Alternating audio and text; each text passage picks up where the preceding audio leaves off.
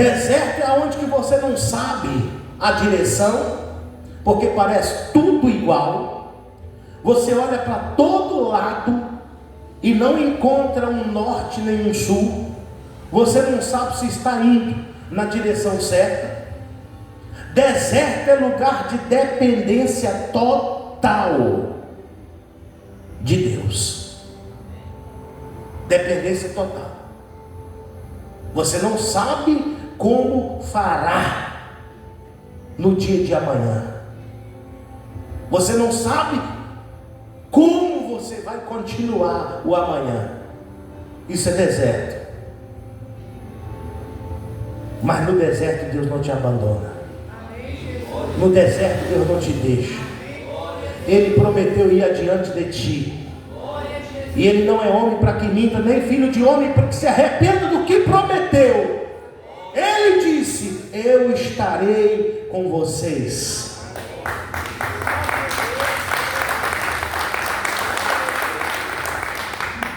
Logo que entra no deserto, a primeira escassez do deserto é o que, igreja? É água. A primeira falta do deserto é água. E água é o principal da vida. A pessoa até consegue ficar 30 dias, 40 dias sem comer, não morre. Mas sem beber água, a partir do terceiro dia, os órgãos já começam a entrar em falência. Vai falecendo. Eu já fiquei 3 dias sem beber água e sem comer nada. Mas eu vou te falar, parece que a gente vai morrer. Dói o corpo todo, dói os rins, dói as costas, as pernas perdem a força, a cabeça, tudo dói. Então entra no deserto e a primeira coisa que acaba é água. Então o povo logo começa a murmurar contra Moisés. Olha o que diz aqui, ó. Êxodo capítulo 15, versículo 22. Fez Moisés partir a Israel do Mar Vermelho. Todos estão aí? Fez Moisés partir a Israel do Mar Vermelho e saíram para o deserto. Ah, meu irmão, quando alguém te chama para sair, você sai assim sem saber para onde está indo? Não, né? Você pergunta, né? Você pergunta, vamos para onde? E dependendo do lugar a qual você é convidado para ir, você fala, não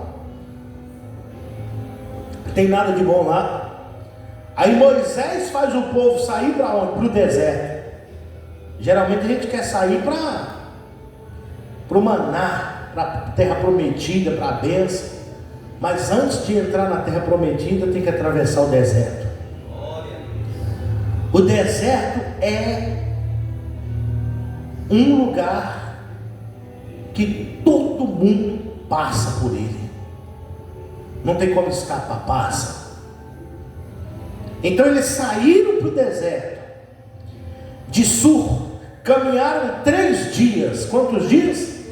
3 dias no deserto e não acharam água. Já estavam morrendo de sede. 3 dias procurando água e não achavam. Aí no versículo 23, afinal chegaram a Mara. Todavia não puderam beber águas, ou as águas de Mara, porque eram amargas. Por isso chamou-se-lhe Mara. E o povo murmurou contra Moisés, dizendo: que havemos de beber? Então Moisés clamou ao Senhor, e o Senhor lhe mostrou uma árvore. Lançou-a Moisés nas águas, e as águas se tornaram doces, e deu-lhes ali estatutos e uma ordenação, e os provou. Diga glória a Deus. Pode fechar sua Bíblia e aplaudir o nome do Senhor Deus. Eu trouxe vocês até aqui nesse texto para declarar na sua vida e profetizar. Você pode segurar a profecia? Eu vim nessa noite profetizar que toda amargura será transformada na sua vida, em uma coisa doce. Tudo que te amargurou até hoje, Deus vai transformar em uma coisa boa no seu paladar. Tudo que fez você sofrer até hoje, com amarguras, Deus vai transformar isso. Deus transforma. As águas eram amargas, as águas de Mara não se dava para beber, mas Deus mostrou uma solução a Moisés. A solução era uma árvore que Moisés tinha que cortar e jogar nas águas. Aí eu te pergunto, Deus precisa de uma árvore para transformar uma água? Não. Mas o que Deus queria de Moisés e do povo? Deus queria obediência. Deus queria ver se eles eram capazes de ter fé e obedecer a ordem que Deus estava dando. Já perceberam uma coisa, que sempre quando Deus dá uma ordem, aparecem os críticos, aparece aquela turminha do porquê. Entenda uma coisa, as coisas de Deus não é para entender, as coisas de Deus é para obedecer.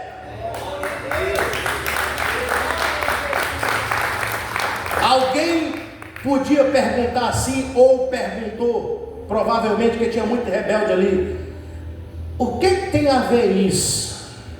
O que tem a ver uma árvore com água amarga? Isso não vai dar certo, não? É verdade ou não? Sempre aparece essa turminha do, mas isso não tem nada a ver. A turminha que quer entender a lógica da coisa. E Deus não é um Deus de lógica. Deus não é um Deus que revela os seus mistérios. Ele simplesmente trabalha. Ele trabalha. E Ele só revela os mistérios dele para aquele que Ele quer revelar. Os que não entendem as coisas do Espírito sempre vão questionar. Entenda, ao invés de questionar, comece a obedecer, sem questionar. Então Deus mostrou a árvore para Moisés: vai lá e corta aquela árvore. Aí agora Moisés procura um machado no meio da multidão, procura homens com braços fortes e ordena: vai lá cortar a árvore. Enquanto eles cortavam a árvore, os pensamentos na cabeça deles assim: será que isso vai dar certo? Será que a água vai ficar boa? Será que vai se cumprir a palavra que Moisés falou? A multidão estava na expectativa, mas quando eles cumpriram a obediência, Deus cumpriu com a parte dele, as águas ficarão boas. Não se preocupe como vai acontecer, só se preocupe em obedecer. Não se preocupe como vai ser, como Deus vai fazer. Não se preocupe com isso, só siga a direção que Deus te dá. Se você for capaz de obedecer, Deus é capaz de fazer acontecer na sua vida.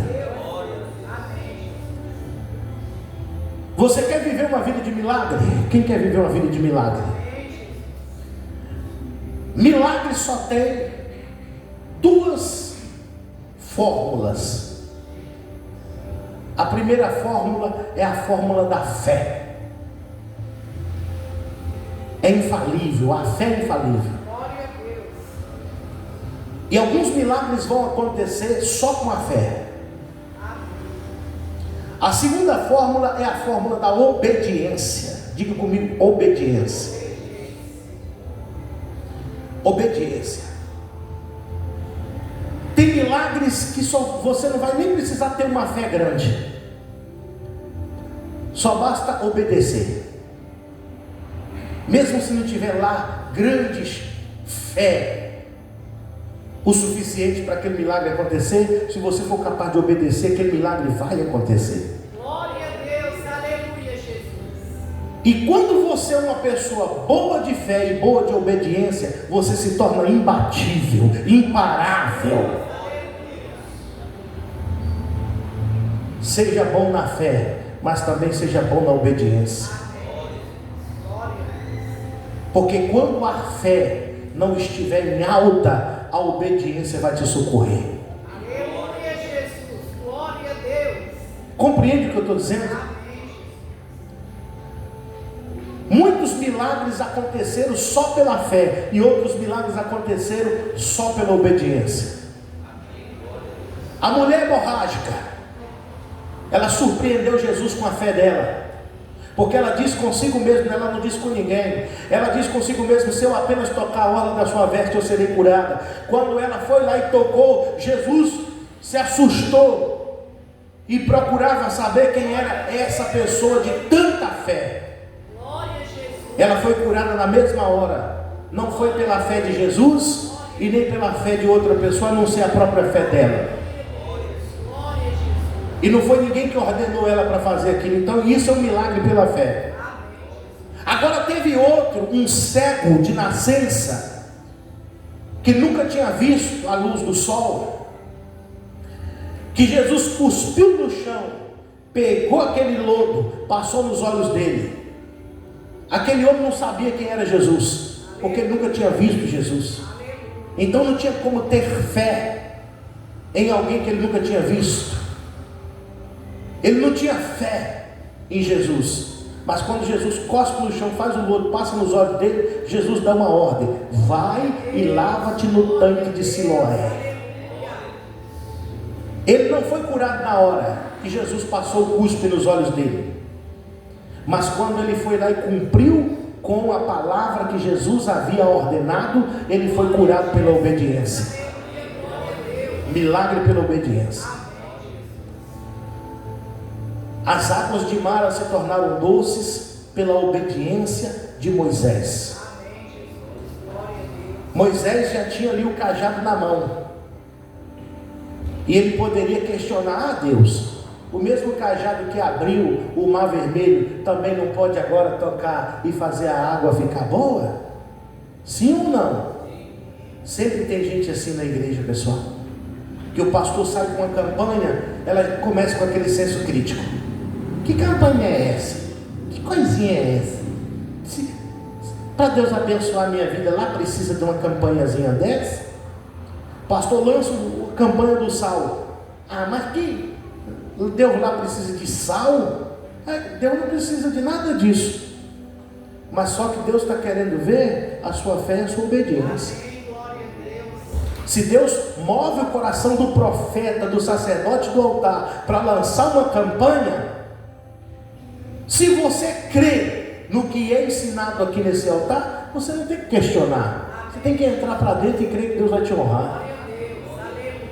Nós temos aqui testemunhos extraordinários de pessoas que foram curadas de tantas doenças através das campanhas que nós fazemos. A campanha do sal, a campanha da água, a campanha do curativo. Essas campanhas são nada mais do que movimentos de fé para provocar a fé e a obediência do povo. Porque só tem um jeito, ou melhor, só tem esses dois jeitos de ser abençoado: fé e obediência. Então toda campanha é uma oportunidade de você exercitar sua fé e sua obediência. Amém, igreja? Você hoje recebeu a palavra profética. Nós estamos para entrar no mês de julho daqui a pouco. E eu quero profetizar que na virada desse mês de junho para julho, Deus vai fazer virar também assim, ó. Deus vai dar um rebuliço na situação que você está enfrentando na sua vida. Deus vai dar eu profetizo que Deus vai dar um rebuliço nessa igreja aqui, que vai começar a chegar tanta gente que as cadeiras vão ficar lotadas. Eu profetizo que vai ter um rebuliço na sua casa, nas suas finanças, nos seus negócios, na sua vida espiritual, emocional, no seu casamento. Deus vai mover e as águas amargas vão adoçar em nome de Jesus.